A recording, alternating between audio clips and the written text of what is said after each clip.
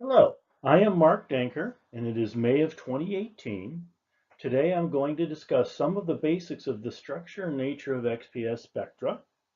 In a previous talk, which is available on YouTube, I discussed the basic principles of XPS. The ejection of core hole electrons by X-rays leads to an excited state of the surface atoms, which leads to many features in the resulting spectra as these atoms react to the absorbed energy.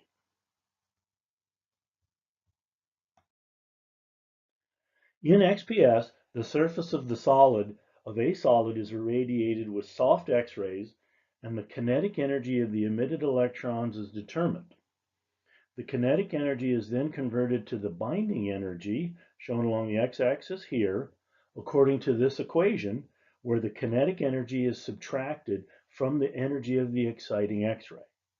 This binding energy is plotted here, as I said, and the intensity is plotted along the y-axis. The y-axis is then converted to concentration using suitable sensitivity factors. Chemical shifting in XPS spectra. The position of a core level peak on the binding energy axis is due to its specific chemical environment. The carbon spectrum displayed here shows the element in three bonding states: carbon-carbon, carbon-oxygen, and an oxygen-carbon with a double bond to another oxygen. As the electron density of the bonding shifts to the more electronegative oxygen atoms, the peaks shift to a higher binding energy. This chemical shift allows for the identification of specific bonds. So even though XPS involves core level inner shell electrons, the chemical bonding, that is the valence electrons, influences the binding energy of these core electrons that XPS measures.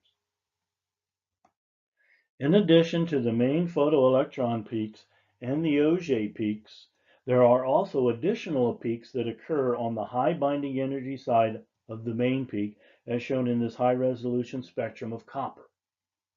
These are referred to as loss peaks or loss spectra, and are the result of a variety of physical processes in which they lose energy as they are emitted. They occur on the high binding energy side because of the way the binding energy is calculated in XPS, in which the measured kinetic energy of the emitted photoelectron is subtracted from the energy of the exciting X-ray radiation. Because these lost electrons have lower kinetic energy relative to the core electrons, they are calculated to have a higher binding energy and so appear on the high binding energy side. I have listed the various causes of the lost peaks here in this slide.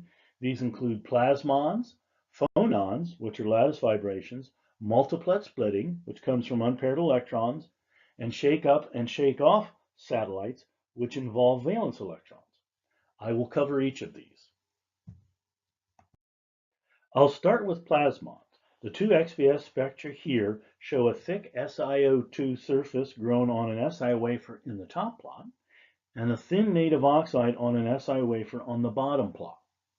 From the thick SiO2 surface, we observe the main 2s and 2p photoelectron peaks, shown here, with broad smaller features on the high binding energy side of these main peaks. From the thin SiO2 layer, we observe additional peaks on the high binding energy side, as well as shoulders on the main photoelectron peaks. And that's what these are here, these shoulders. The additional peaks here are assigned to plasmons. The shoulders are from the underlying silicon substrate, which we are able to detect through the thin native oxide. And you would see this more clearly on a high resolution plot. So what is going on here with these plasmons? What are they, and why do we observe them in XPS spectra? In the discussion on plasmons, we need to discuss plasmas first, because that's where the name originates. Plasmas were first created in an electrical discharge tube called a Crookes tube, invented by English physicist William Crookes in 1879. A plasma is a gaseous mixture of negatively charged electrons and highly charged positive ions created by heating a gas or by subjecting a gas to a strong electromagnetic field, as is shown in this slide.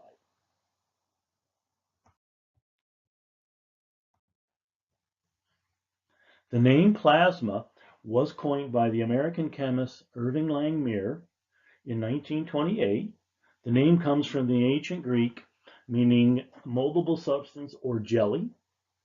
Langmuir was studying electron velocity distributions in hot vacuum tube cathode discharges at low pressures for his job at General Electric. He conducted a series of scattering experiments. He observed a range of electron velocities and deduced that these variations were caused by collective oscillations of the electrons. He stated, when the electrons oscillate, the positive ions behave like a rigid jelly with uniform density of positive charge. Embedded in this jelly and free to move, there is an initially uniform electron distribution of charge. In solid-state physics, the free electron gas model is a simple model for the behavior of valence electrons in a crystal structure of a metallic solid. It was developed in the early 1900s. The emerging picture imagined a metal as permeated by a gas of free electrons, a gas interacting with the thermal motion of the metal's atoms, shown here as positive charge.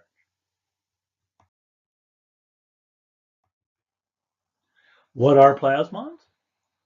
Plasmon biscuits are a type of cookie containing plasmon, a proprietary dried milk. Plasmon was manufactured by the International Plasmon Company in London and was added to a number of different products to make plasmon oats, plasmon cocoa, and plasmon biscuits. Okay, what are plasmons in physics? The Wikipedia definition of plasmons is that it is a quantum of plasma oscillation. As I have described, the electrons in conductors can be treated as a free electron gas. The electron current in conductors oscillates, and the collective oscillations of the density of this free electron gas are referred to as plasmons. The discovery of plasmons goes back to the history of wireless telegraphy and the study of the transmission of surface waves along the boundary between a conductor and an insulator. This image shows the resonant coupling of light with surface plasmons, a surface plasmon polariton. The light induces the resonant oscillation of conduction electrons. Radio waves are a type of electromagnetic radiation with wavelengths in the electromagnetic spectrum longer than infrared light. Here's infrared, here's the radio spectrum. For wavelengths in the medium wave and long wave bands, propagation is along the surface of the Earth. In several papers published in 1907, including one by Arnold Sommerfeld, the propagation of these waves was discussed. They were described as vertically polarized and pinned to a boundary between conductor and dielectric and decaying exponentially into both. And this is from an SVC Bulletin article, summer of 2017. Discussing the connection of radio waves to plasmons, the SVC Bulletin article states, "It is clear that the waves are pinned to the conducting surface of the Earth in a manner generally associated with the surface plasmon polariton. The theory needed for our surface plasmon was essentially provided for in these papers, but any optical application was simply a curiosity. The theory was directed at wireless telegraphy."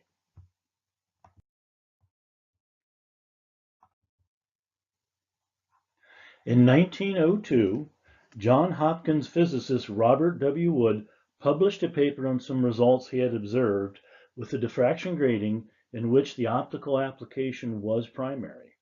These gratings consist of a thin metal layer.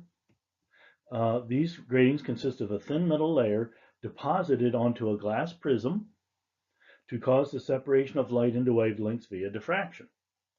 He determined that at a small range of angles, he saw almost no light being diffracted. What he was actually observing was the resonant coupling of the light with the surface plasmons, a so-called surface plasmon polariton. As, as Wikipedia puts it, he was observing the resonant oscillation of conduction electrons at the interface between negative and positive permittivity materials stimulated by incident light. The diagram shown here is a schematic of the instrumental arrangement of surface plasmon resonance spectroscopy. The resonance is used as the fundamental principle for measuring absorption of material onto planar metal surfaces, typically silver or gold, onto the surface of metal nanoparticles. The absorption shown here is of a molecular binding event. It is seen as a dip or an absorption in the SPR reflection of the light detected from the surface. Not much happened on plasmon research until 1941. In fact, the name plasmon still had not been coined. In that year, Italian-American physicist Ugo Fanu published a paper on gratings in metal surfaces discussing Wood and Sommerfeld's theories. He described the existence of polarized quasi-stationary waves, which represent an energy current rolling along the surface of a metal. That these waves have exactly the characteristics of surface plasmon polaritons is made clear by Fanu's describing them in terms of a guided disturbance propagating along a glass plate bounded by air on one side and metal on the other, and where total internal reflection at one side and metallic reflection at the other confines the light, with only an evanescent tail on either side reaching into the bounding media. All that is missing from this description is the name. Plasmons get a name and mathematical clothing. In a series of papers published in the 1950s, American physicists David Bohm and David Pines changed the direction of how the electrons were treated. Previously, they were viewed as essentially independent, so that each electron moved as a separate particle in the fields of all the other particles. They replaced this model with one in which the collective oscillations were, by suitable coordinate transformation, represented by a quasi-particle that was subjective to a quantum mechanical treatment. According to the definition in Wikipedia, quasi-particles and collective excitations, which are closely related, are emergent phenomena that occur when a microscopically complicated system, such as a solid, behaves as if it contained different weakly interacting particles in free space. It is not completely clear exactly when the quasi-particle became known as a plasmon, but by 1956, David Pines was referring to it as such in a review paper. So the mathematical clothing is the quasi-particle.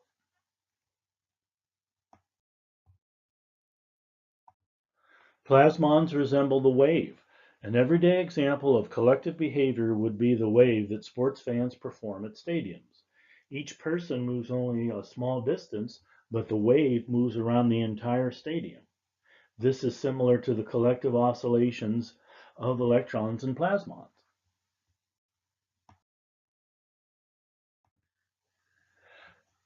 So how does a plasmon show up as additional peaks in XPS? Last slide on plasmons, I promise. I've made a somewhat detailed explanation of the theory of plasmons, but the bottom line is that the photoelectrons interact with plasmons on their way out and they lose energy. This creates peaks on the high binding energy side of the main photoelectron peaks. There are bulk plasmon peaks as well as surface plasmon peaks.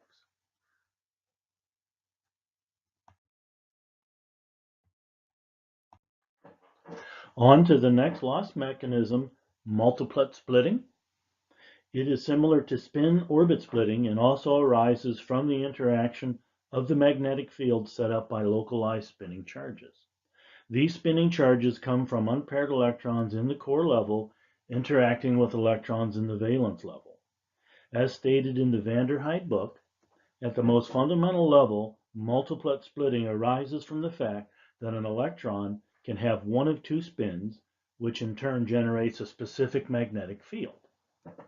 If two unpaired electrons exist, valence and core, the respective magnetic fields can be aligned or opposed to each other. This results in a splitting in energy of the associated orbitals. Multiplet splitting of manganese ions. The Briggs and Say book gives the splitting of several manganese ions as an example. The manganese atom has 5 unpaired electrons in the 3d orbital, and this creates opportunities for several oxidation states to undergo multiplet splitting. Consider the case of the 3s electron in the Mn2 plus ion. So look at this orbital. It has had both so the 2 plus manganese ion has had both of the 4s electrons removed. When transition metals ionize, it is always the outer s electrons that are first to be removed. After that, the highest energy d electrons are removed for the higher oxidation states. So in the ground state, the 5d electrons are all unpaired and with parallel spins. After ejection of the 3s electron, as a photoelectron from the X-ray, a further electron is present here. If the spin of this electron is parallel to that of the 3d electrons, then exchange interaction can occur, resulting in a lower energy than for the case of anti-parallel spin.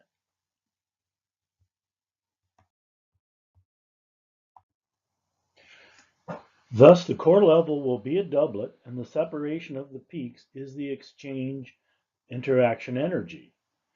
There are 3 manganese species shown here in this slide. The top one is manganese oxide and contains manganese in the 2 plus state. Its electron configuration is 3d5. The middle curve is manganese 2O3 and contains manganese in the 3 plus state. Its electron configuration is 3d4.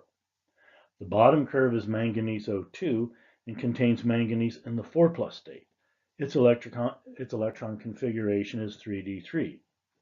After the initial removal of the 2 4s electrons, subsequent ionizations occur from the 3d subshell, but each of these oxidation states still leaves unpaired electrons in both the 3s and 3d subshells after photoelectron removal, leading to the appearance of the doublet peaks indicative of multiplet splitting. So all 3 of these species show the multiplet splitting of the main photoelectron peak for 3s. As a somewhat more complicated example, let's take a look at nickel compounds. Now here, this slide is starting with the XPS spectrum of nickel metal. There's a broad peak 5 eV up from the main photoelectron peak for both of the 2p transitions.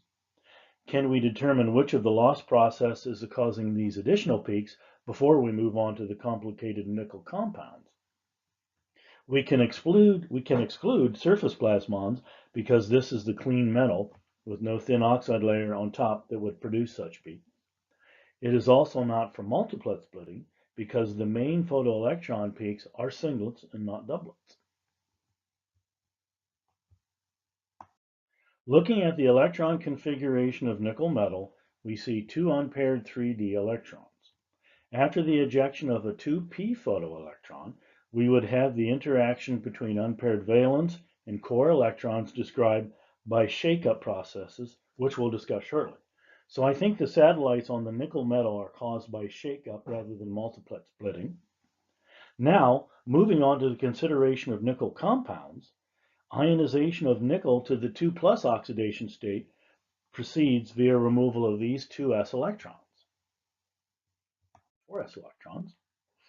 Now consider the spectra of these 2 nickel compounds, NiOH2 and nickel oxide. Ni is in the 2 plus oxidation state for both, and we can see the 2p spectra are much more complicated than for the neutral metal. The removal of the 2p electron leaves the compounds in an excited state, and they take different routes to relaxation to adjust to this. The nickel oxide compound, in the red, has just one O ligand bonded to it, and it shows clear multiplet splitting of the main 2p3 peak. Here, I'm referring to this doublet here, and this isn't a discrete doublet. The NiOH2, on the other hand, has two OH ligands bonded to it and does not show multiplet splitting. The 2p3 peak is still a singlet. How might we explain this?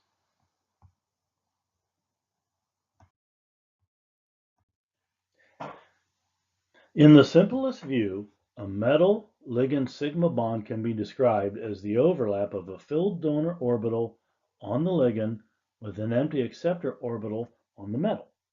So when looking at the configuration of nickel 2 plus, the 2 electrons are removed from the 4s orbital. The 3d orbital still has 2 unpaired electrons. For NiOH2, the OH ligand has a charge of -1 and will act as a Lewis base and donate an electron to the Ni3d orbital. The 2 OH ligands will then fill these 2 3d orbitals via ligand to metal transfer of an electron each, meaning there are no unpaired d electrons remaining, and therefore no multiplet splitting will occur with the unpaired 2p electron after photoelectron ejection. For NiO, the Lewis base ligand is 2-, and therefore only one ligand will form a bond. This leaves an unpaired electron in the 3d orbital, and thus we see the multiplet splitting.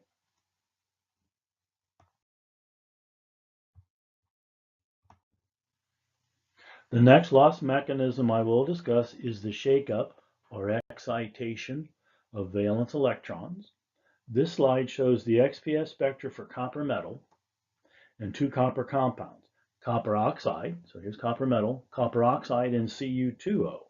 The spectrum for the copper metal is on the bottom and shows the expected singlet peaks for the two 2p transitions. The middle spectrum is for copper oxide and shows discrete loss features on the high binding energy side for both 2p electrons. The top spectrum is for Cu2O, and it shows smaller, broader loss features. All right, so what happens? Shake up satellites, excitation of valence band electrons. So what happens in the shake-up loss mechanism is that the photoelectrons lose energy to the valence band during ejection. This is via relaxation of valence electrons after the creation of core holes.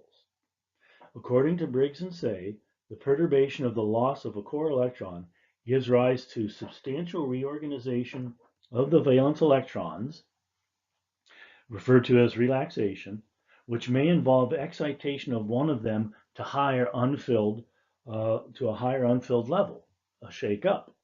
The energy required for this transition is not available to the primary photoelectron, and thus the 2-electron process leads to discrete structure on the high binding energy side of the photoelectron peak.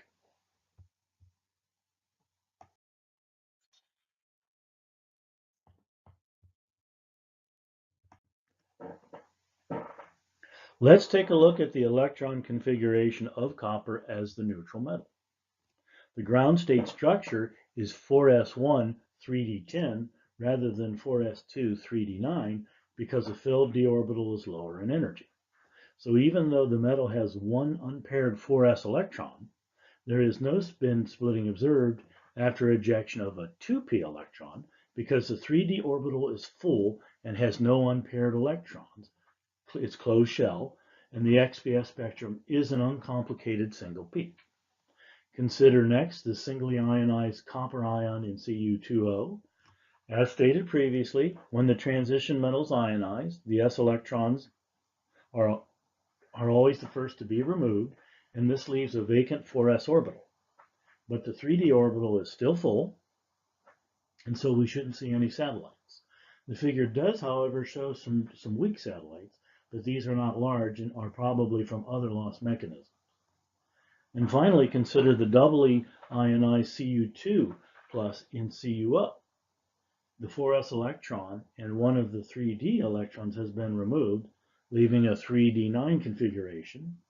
After ejection of a 2p photoelectron, we have unpaired electrons in both the 3d and 2p orbitals. This should lead to shake-up satellites and multiplet splitting, and we see that there are discrete additional peaks. So the Cu2+ spectrum makes sense. The last loss mechanism I'll discuss is called shake-off. This mechanism is similar to shake-up processes, except that the electrons actually depart the atom from the valence level to unbound continuum states to form ions. This leaves an ion with vacancies in both the core level and the valence level. They don't typically form discrete peaks, but contribute to a broad background in inelastic tail at higher binding energy values. An example would be a weak structure on the inelastic tail of a carbon 1s peak from polymers, which is what is shown here. That concludes my presentation. Thank you for listening.